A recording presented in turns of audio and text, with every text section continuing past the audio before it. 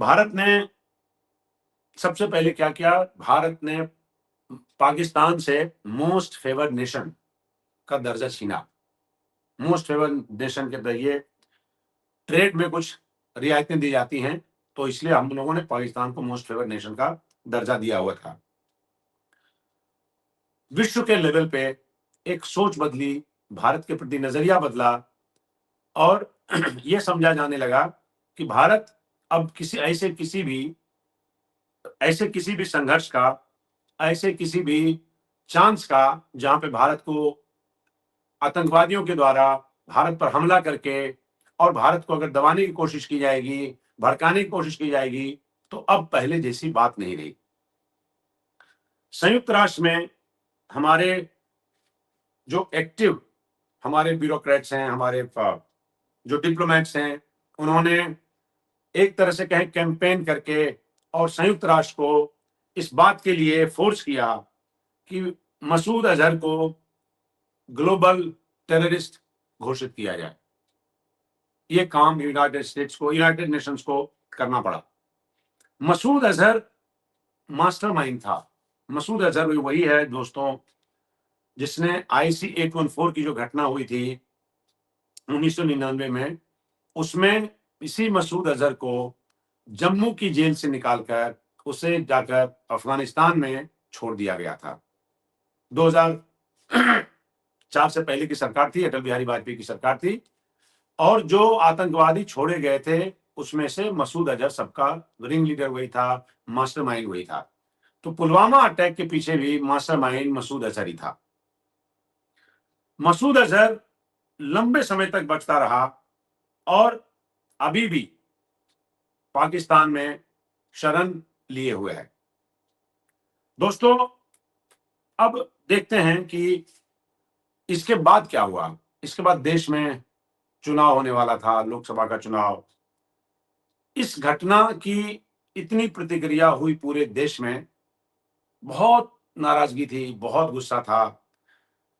लोग चाहते थे कि सरकार इस पर कार्रवाई करे, जितनी जल्दी करे और जितनी सख्त कार्रवाई करे। आप अंदाजा लगा सकते हैं, मतलब 40 परिवारों में एक झटके में सन्नाटा पसर जाना, घर की रोशनी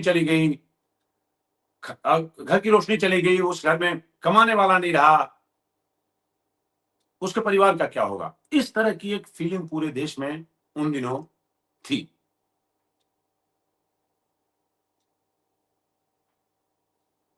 अब दोस्तों, एक निगाह जरा डालते हैं इस पे कि जैश ए मोहम्मद पे थोड़ा सा विस्तार से आपको बताता हूं। जैश ए मोहम्मद कि कितना खतरनाक है, भारत सरकार के निशाने पे क्यों रहता है, क्योंकि हाल फिलहाल में जो घटना हुई कश्मीर में, उसमें भी जैश ए मोहम्मद का हाथ था। अब जैश ए मोहम्मद का रोल पुलवामा में बहुत ज्यादा था। जो आप जिसकी बात हम कर रहे थे, जैसे आदिल अहमद डर की बात कर रहे हैं, जो स्थानीय कश्मीरी युवक था जिसने जिसने काफिले पर हमला किया। जांच के मुताबिक ये पाया गया कि ये जैश से जुड़ा हुआ था। भारतीय जांच एजेंसी जो NIA है, उसने चार्जशीट में कहा कि हमले की योजना, प्रशिक्षण और विस्फोट सामग्री वो सब पाकिस्तान से आए थे। जैसा कि मैं पहले आपको बता चुका हूं, इस सब की व्यवस्था जैश ए मोहम्मद के नेटवर्क के जरिए उसके द्वारा की गई थी। भारत ने आरोप लगाया था कि जैश के सरगना मसूद अजहर और उनके सहयोगियों की इसमें जबरदस्त भूमिका है। पाकिस्तान ने आधिकारिक रूप से सीधे सरकारी भूमिका से उसकी भूमिका से इनकार किया, लेकिन अंतरराष्ट्रीय स्तर पर जैश पर दबाव बना रहा, जो जैसा कि मैंने अभी कहा कि संयुक्त राष्ट्र ने उसे ग्लोबल टेररिस्ट घोषित किया।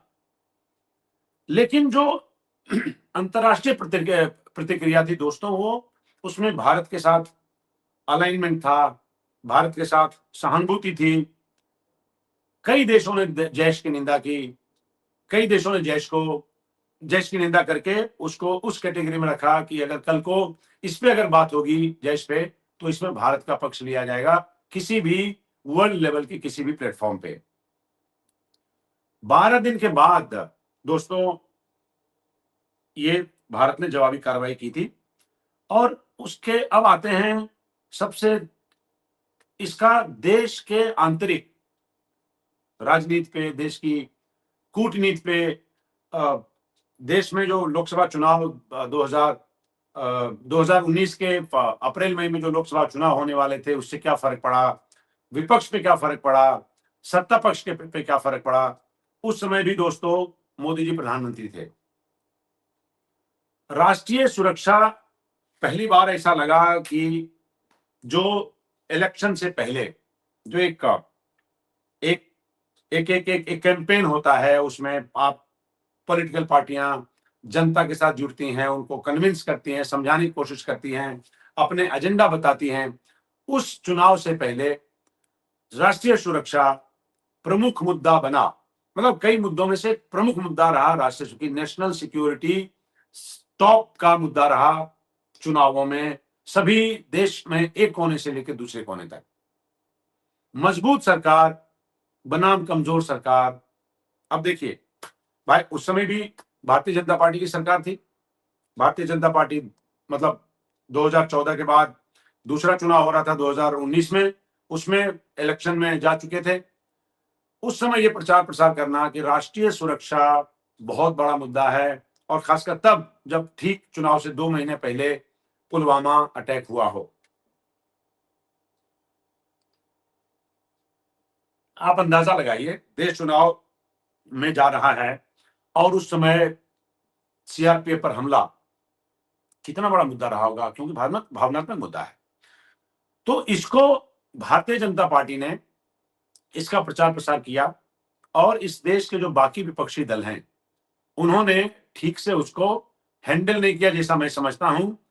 उसको ये समझाने में, क्योंकि ये पूरा पूरा का पूरा मुद्दा भारतीय जनता पार्टी के फेवर में है, कि क्योंकि वो राष्ट्रीय मुद्दा है, क्योंकि वो भावनात्मक मुद्दा है, वो पाकिस्तान से लड़ाई का मुद्दा है, वो पाकिस्तान से आतंकवादियों को सपोर्ट करने का मुद्दा है। तो राष्ट्रवाद के मुद्दे पे भारतीय जनता पार्टी अगर चुनाव लड़ती है, अगर राष्ट्रवाद उसमें बहुत बड़ा मुद्दा है उस चुनाव में, तो बाकी पार्टियां अलग थलग पड़ जाएंगी। ये कई बार हम देख चुके हैं, ये 2019 के चुनाव में भी हुआ।